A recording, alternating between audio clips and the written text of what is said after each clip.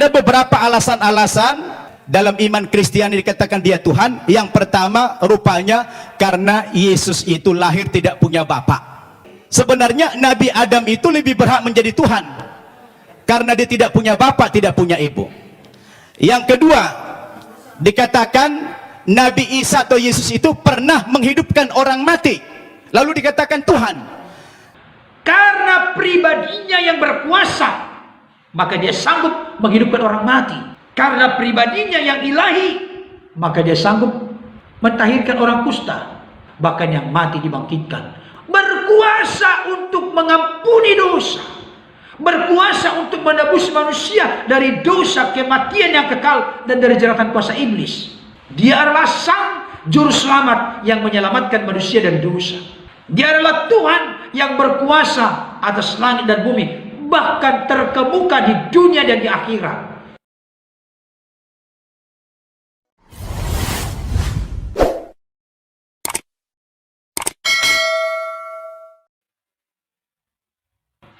Pada kesempatan ini saya kembali akan memberikan ulasan dan tanggapan kepada Ustadz Syamsul Arifin Nababan. Jadi ceritanya Pendeta Nababan menjawab telak Ustadz Nababan. Saudara, saya beri judul Ustadz Syamsul Arifin Nababan asal bunyi. Beliau mengatakan setelah mempelajari dari Alkitab, akhirnya menyimpulkan bahwa dua alasan dalam iman Kristen sehingga menganggap Yesus itu Tuhan. Sebelum saya lebih jauh memberikan tanggapan, mari kita terlebih dahulu menyaksikan tayangan berikut ini. Kalau saya baca dalam Alkitab, ada beberapa alasan-alasan yang mengatakan dalam iman Kristiani dikatakan dia Tuhan. Yang pertama, rupanya karena Yesus itu lahir tidak punya bapak. Karena ajaib dia lahir sehingga dianggap Tuhan. Lah kalau kita bicara logik, sebenarnya Nabi Adam itu lebih berhak menjadi Tuhan karena dia tidak punya bapak, tidak punya ibu. Yang kedua, dikatakan Nabi Isa atau Yesus itu pernah menghidupkan orang mati, lalu dikatakan Tuhan. Tapi saya baca dalam 1 Raja-Raja pasal 17 ayat 20 sampai 22, rupanya bukan Yesus satu-satunya yang pernah menghidupkan orang mati. Ada nabi yang lain namanya Elia. Elia juga pernah menghidupkan orang mati. Lalu kenapa Elia tidak dipanggil Tuhan? Baik Bapak Ibu Saudara, tadi kita sudah menyaksikan dan mendengarkan pernyataan dari Ustadz Syamsul Arifin Nababan. Saya mau mengatakan, kawan yang satu ini asal bunyi, ibarat tong kosong nyari bunyinya. Saya tidak tahu dulu ketika beliau ini masih menjadi orang Kristen, belajarnya di mana, sekolah tinggi teologinya di mana. Jangan-jangan gak pernah sekolah tinggi teologi kawan ini. Atau mungkin dia pernah sekolah tinggi teologi tapi belajar sambil ngantuk. Tidak ada keseriusan dan kesungguhan untuk belajar. Sehingga menjadi ngaur, semberaut dan sembarangan pernyataan-pernyataan yang dilontarkan. Kepada Ustadz Syamsul Arifin Nababan, saya mau kasih tahu kepada Anda saat ini. Tertulis di mana di dalam Alkitab yang menegaskan bahwa alasan orang Kristen mengimani Yesus itu Tuhan dengan dua alasan yang Anda kemukakan? Ini ada min ajaib. Anda selalu merocos dan ngotot untuk menuduhkan kepada orang-orang Kristen Padahal hal itu tidak pernah diyakini dan dipahami, dimengerti oleh orang Kristen. Bukan itu menjadi alasan atau argumentasi yang fundamental, yang utama, yang basic, yang terpenting dalam konteks pengajaran doktrin yang diyakini dan dipahami oleh orang-orang Kristen. Saudara dikasih Tuhan, dua alasan yang dikemukakan oleh Ustadz Samsul Arifin Nababan. Yang pertama, orang Kristen mempercayai Yesus itu Tuhan oleh karena lahir tidak punya bapak atau ayah. Di satu sisi, memang benar bahwa Yesus itu lahir bukan hasil hubungan biologis antara Yusuf dan Maria. Tetapi orang Kristen tidak sedangkal, secetek, semiskin pengertian pemahaman Ustadz Samsul Arifin Nababan. Orang Kristen tidak pernah mendasarkan keyakinannya menganggap Yesus itu Tuhan oleh karena lahir tanpa ayah atau bapak. Akhirnya Ustadz Samsul Arifin Nababan mengaitkannya dengan Adam sebagai manusia pertama. Beliau mengatakan kalau Yesus dianggap menjadi Tuhan bagi orang Kristen oleh karena lahir tanpa bapak atau ayah, maka Adam lebih hebat lagi. Alasan atau argumentasi beliau, oleh karena Adam itu tanpa ayah, tanpa ibu, lebih hebat lagi. Beliau mengajukan pertanyaan, kenapa Adam yang lebih hebat daripada Yesus dalam konteks kehadirannya ketika dunia ini? Yesus dilahirkan oleh Bunda Maria, Adam tidak dilahirkan tanpa ayah, tanpa ibu, tapi langsung dicipta oleh Tuhan dari debu tanah. Kenapa Adam yang seharusnya atau sepatutnya lebih layak menjadi Tuhan? Kepada Ustadz Samsul Arifin Nababan, saya mau kasih tahu kepadamu kawan, orang Kristen tidak secetek, tidak semiskin, sedangkal pengertian pemahaman seperti itu. Pertanyaan saya kepada Ustadz Samsul Arifin Nababan, dan sekaligus menjadi pengertian dan pemahaman kepada orang-orang Kristen, bahkan sekaligus menjadi jawaban kepada para apologet, orang berkeyakinan lain, termasuk secara khusus kepada apologet-apologet Muslim. Karena argumentasi ini sering diutarakan oleh banyak apologet Muslim. Oke, sekarang kita adu argumentasi. Pertanyaan saya,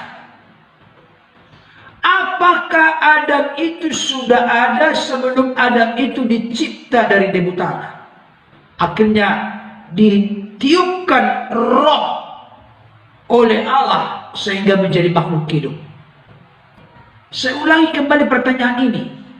Apakah Adam itu sudah ada sebelum dia dicipta?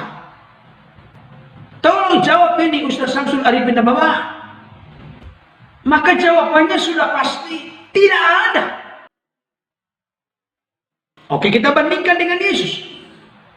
Apakah Yesus yang dilahirkan oleh Bunda Maria dan pernah hidup dalam sejarah kemanusiaan di dunia ini selama 33,5 tahun sudah ada sebelum dia menjadi manusia? Tolong ini Ustaz Samsul Arifin Nababan, tolong jawab.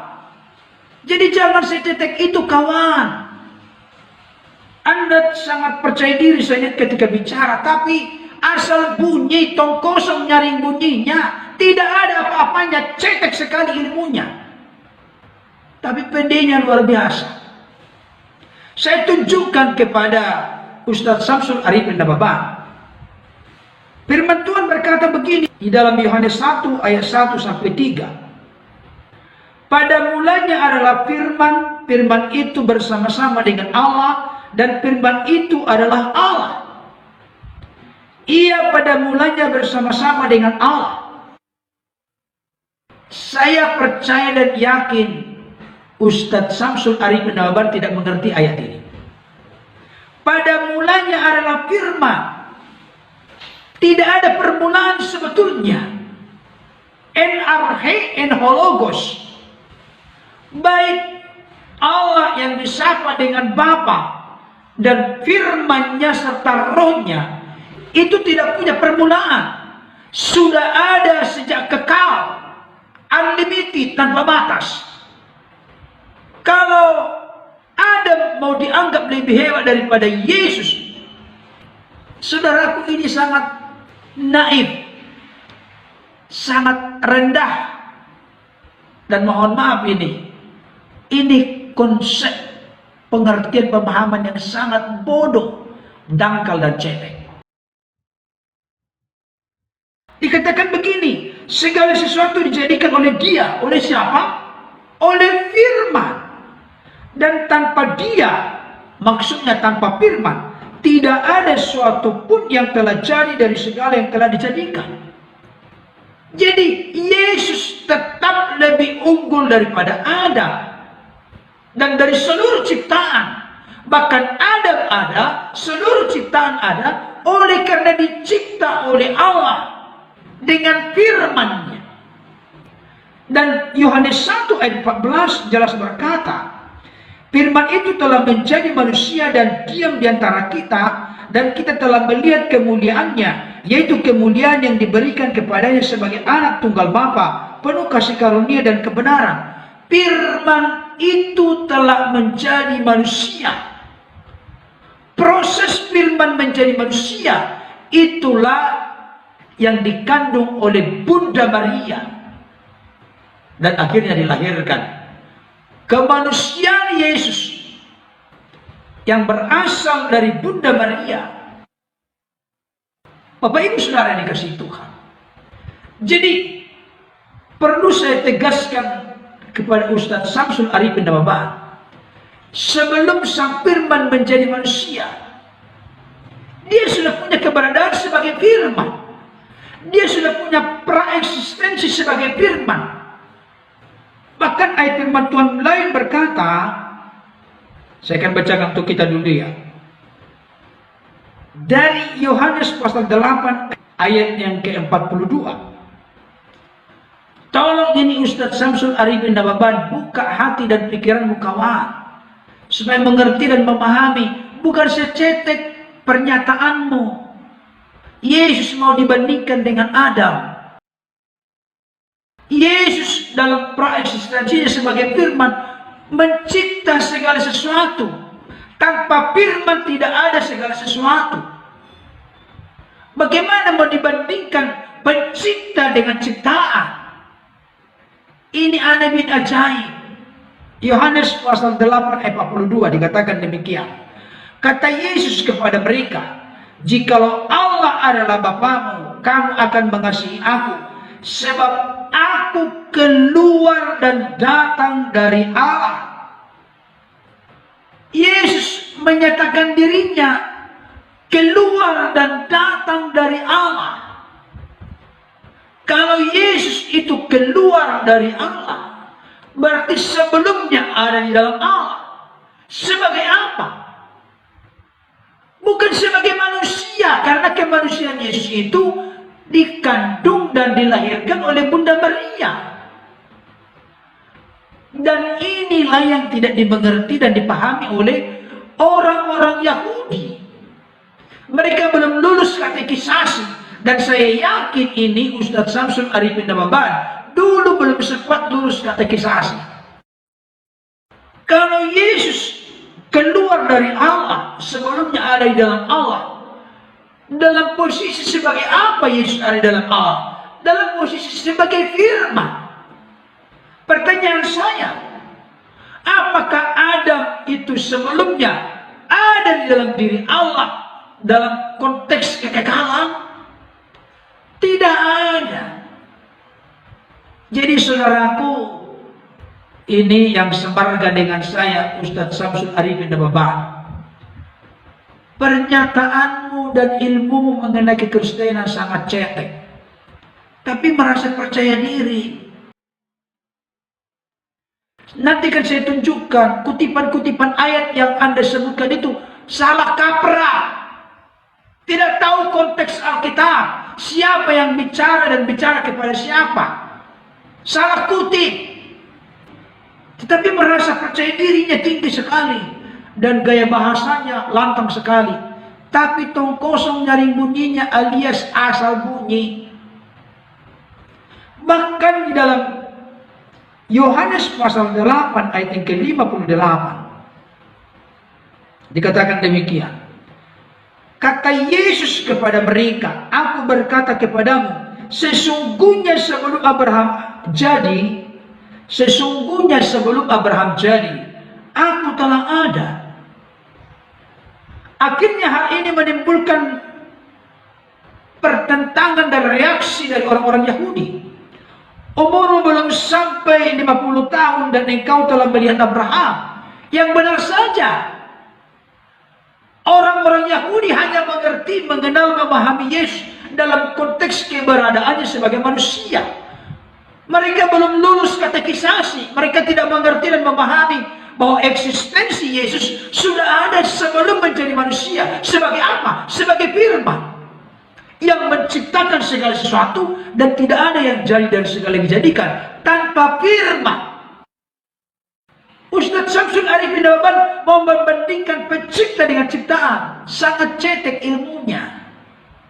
Alasan yang kedua dari beliau, yang mana beliau mengklaim orang Kristen meyakini, memahami seperti itu. Apa itu?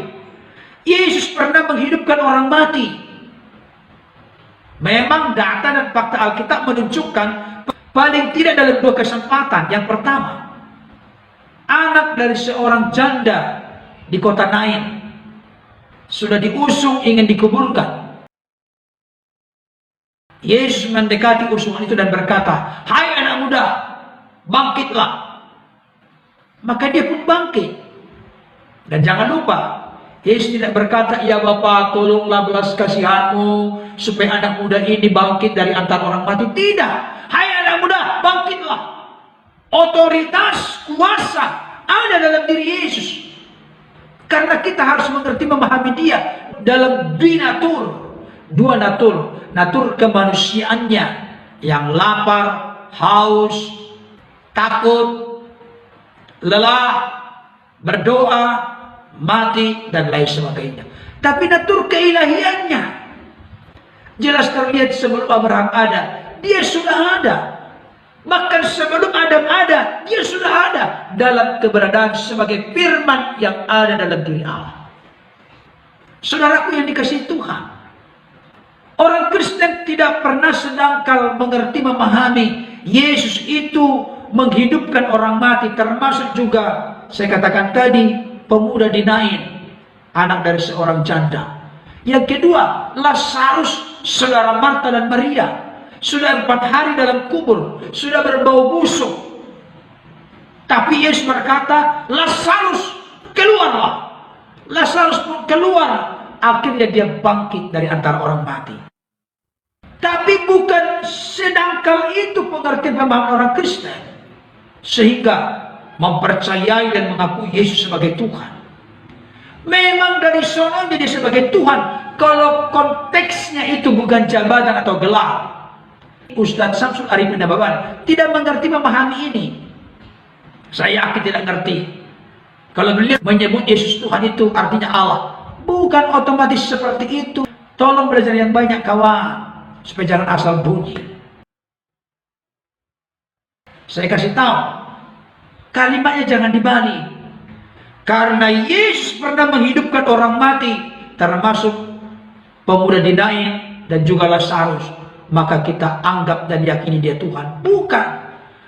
Karena pribadinya yang berkuasa, maka dia sanggup menghidupkan orang mati. Karena pribadinya yang ilahi, maka dia sanggup mentahirkan orang kusta. menjelikan mata orang buta, membuat yang lumpuh bisa berjalan, bahkan yang mati dibangkitkan. Bukan hanya itu, berkuasa untuk mengampuni dosa, berkuasa untuk menebus manusia dari dosa, kematian yang kekal, dan dari jeratan kuasa iblis. Dia adalah sang juru selamat yang menyelamatkan manusia dari dosa. Dia adalah Tuhan yang berkuasa atas langit dan bumi, bahkan terkemuka di dunia dan di akhirat. Jadi saya berharap ini Ustadz Samsul Arifin Nababan, banyak belajarlah kawan, jangan asal bunyi, jangan tong kosong nyari bunyinya. Orang Kristen tidak secetek, semiskin sedangkal pengertian pemahamanmu. Engkau mungkin mengenakan itu kepada orang Kristen. Inilah yang dimengerti dan dipahami oleh orang Kristen. Tidak kawan, tidak secetek pemikiranmu. Tidak. Orang Kristen tidak sedangkal apa yang kau pahami. Saya berharap tanggapan ini menjadi jelas, dan biarlah kawan kita ini, Ustadz Samsul Arifin Nababan, banyak belajar merendahkan hati supaya mengerti, memahami pengajaran Kristen tidak seenak udelnya, tidak semaunya, tidak semeraut, tidak menjadi gaul. Karena apa yang saya sampaikan dapat menjadi berkat bagi saudara-saudaraku umat Kristen dimanapun berada, sekaligus menjadi jawaban yang telak kepada para apologet berkeyakinan lain, khususnya para apologet Islam atau Muslim yang sering mendasarkan dan menuduhkan orang Kristen mengaku Yesus sebagai Tuhan oleh karena dua alasan yang disampaikan oleh Ustadz Samsul Arifin Nababan. Ternyata bukan seperti itu, bukan sedangkal semiskin itu. Tuhan Yesus memberkati. Amin.